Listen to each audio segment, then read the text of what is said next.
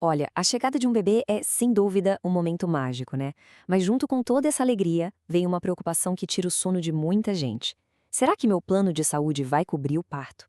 As regras de carência parecem um verdadeiro labirinto, super confusas. Mas olha, tem uma saída sim, e a gente vai encontrar esse caminho juntos. 300 dias? 180? Ou só 24 horas? E aí, qual é a carência para parto afinal?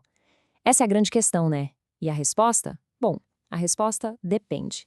Depende de uma palavrinha-chave, uma palavra que muda completamente o jogo: urgência.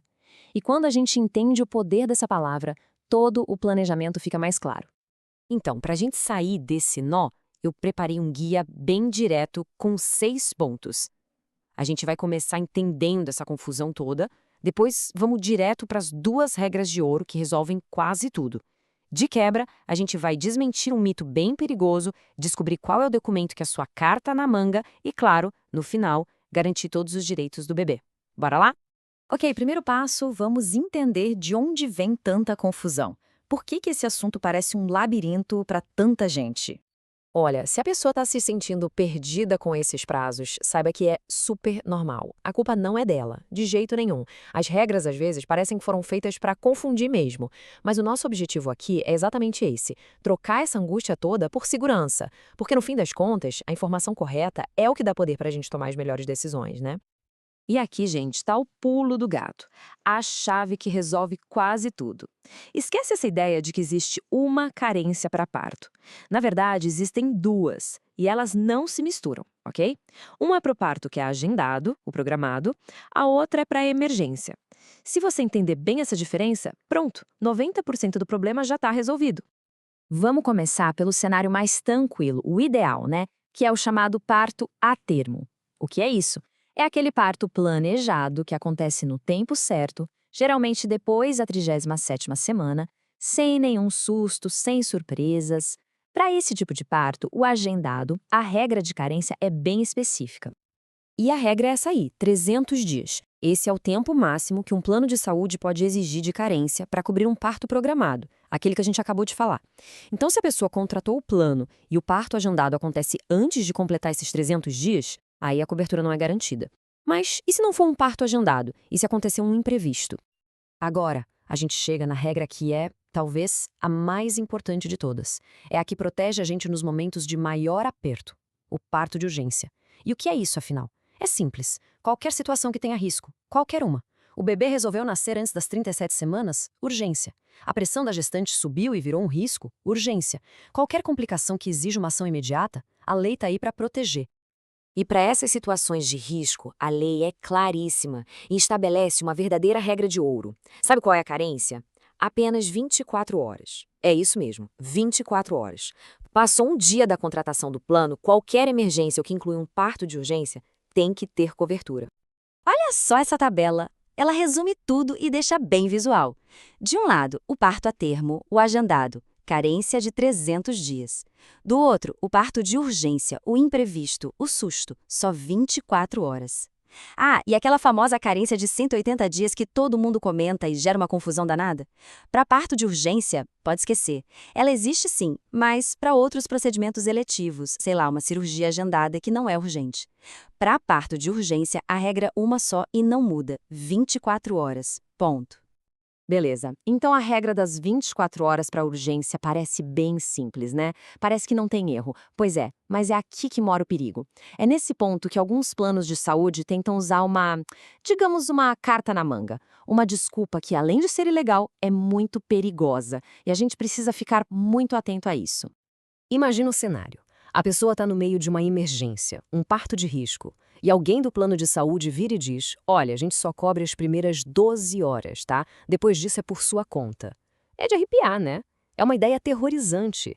E o pior é que, infelizmente, esse argumento ilegal ainda é usado por aí. E aí a gente tem essa briga. De um lado, o plano de saúde se apegando a uma interpretação de uma norma da ANS para limitar o atendimento. Do outro lado, a gente tem a justiça. E o que a justiça diz sobre isso? A decisão dos tribunais é uma só, é pacífica. Essa prática de limitar a 12 horas é abusiva e ilegal. O entendimento é claro. Se é uma urgência, o plano tem que cobrir o atendimento de forma integral. Ou seja, do momento em que a pessoa entra no hospital até o momento em que recebe a alta médica, sem discussão. Ok, então o direito a gente já sabe que tem. Mas como é que a gente faz valer esse direito na hora do aperto, na correria de uma emergência? A resposta, gente, está num documento. Um único papel que é sua maior arma: o laudo médico. E não é qualquer laudo, tá? A palavra-chave aqui é detalhado. Ele tem que ser muito bem feito para não dar margem para desculpa do plano. Esse checklist aqui é perfeito para isso. Serve como um roteiro para conversar com a equipe médica.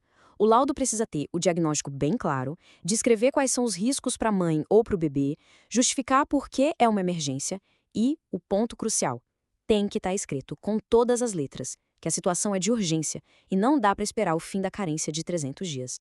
Mas e aí? E se mesmo com um laudo médico perfeito em mãos, o plano de saúde bate o pé e diz não? Acabou? De jeito nenhum. Existe uma solução jurídica que é muito rápida e eficaz para essas horas. O nome pode parecer complicado, liminar, ou, tecnicamente, tutela de urgência, mas na prática é um pedido de socorro à justiça. É uma decisão que o juiz dá muito rápido, pensada exatamente para situações onde a vida ou a saúde está em risco e não dá para esperar o tempo normal de um processo. E claro, um parto de urgência é o exemplo perfeito disso. E a melhor parte é a agilidade. Com aquele laudo médico detalhado que a gente já falou, um advogado especialista entra com o pedido e, em questão de horas, às vezes 24 ou 48 horas no máximo, um juiz pode dar a liminar.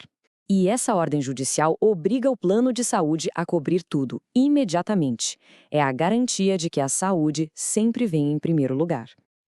Ufa, o parto aconteceu, tudo correu bem, mas a história com o plano de saúde não acaba aí. Agora, o foco é o recém-nascido. E a lei, felizmente, também tem regras bem claras para proteger o bebê. E aqui, olha, atenção máxima porque tem o prazo que é de ouro. Durante os primeiros 30 dias de vida, o bebê está automaticamente coberto pelo plano da mãe ou do pai, sem custo extra. Isso é um direito. Mas o pulo do gato é o seguinte: para incluir o bebê como dependente fixo no plano, sem que ele precise cumprir nenhuma carência, o pedido tem que ser feito dentro desses 30 dias. Passou um dia, já era. Então esse prazo não pode ser perdido de jeito nenhum. Então, no final das contas, o segredo é esse. A gente se planeja para a regra geral, que é a dos 300 dias, mas a gente guarda no bolso a informação da exceção, a regra de ouro das 24 horas para urgências, que é a nossa rede de segurança. Conhecer essa diferença entre a regra e a exceção é de verdade a ferramenta mais poderosa que uma família pode ter. É o que transforma aquela ansiedade, aquela incerteza em tranquilidade. E garante que a única preocupação seja a mais importante de todas: dar as boas-vindas ao novo membro da família.